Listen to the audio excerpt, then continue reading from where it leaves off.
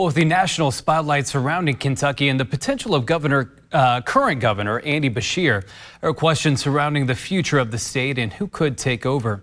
ABC 36's Anna Medina spoke with the Secretary of State on what that process could look like. So there's a lack of clarity as to whether a special election would be triggered. As we inch closer to November's election cycle, current Vice President and likely Democratic presidential nominee Kamala-Harris continues to narrow down her short list of potential running mates, a list that includes Kentucky Governor Andy-Beshear. Some states have what's called a resign to run law. If you're nominated for a particular office that's not the one that you hold, and you're running for office, you have to resign your position. Kentucky does not have that.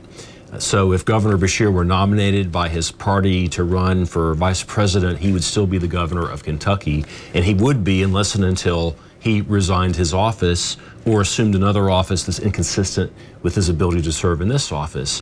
Secretary Adams also adding, our Constitution provides for what are called incompatible offices. You cannot serve in a state and local office at the same time. You can't serve in two different branches of government at the same time, and you can't serve in federal and state office at the same time.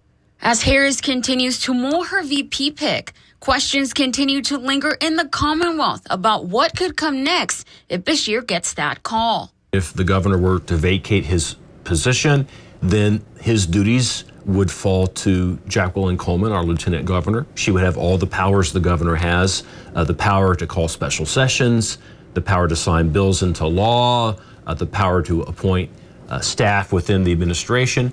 Those powers would be hers. However, she would not be, as a literal matter, the governor of Kentucky. She'd be the acting governor of Kentucky.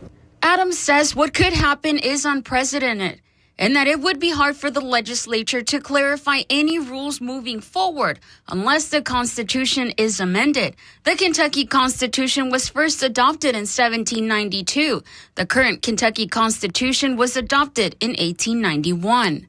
My interpretation is that it would not, that the lieutenant governor would serve as the acting governor through the rest of her term and Governor Beshear's term, and we would have a regular election in 2027. And she'd be a quasi-incumbent under that circumstance because she'd be acting with the powers of the governor. Essentially, Lieutenant Coleman would have gubernatorial powers, but because she is still the lieutenant governor, she would not be able to appoint a successor or another lieutenant governor. In Frankfort, Anna Medina, ABC 36 News Now.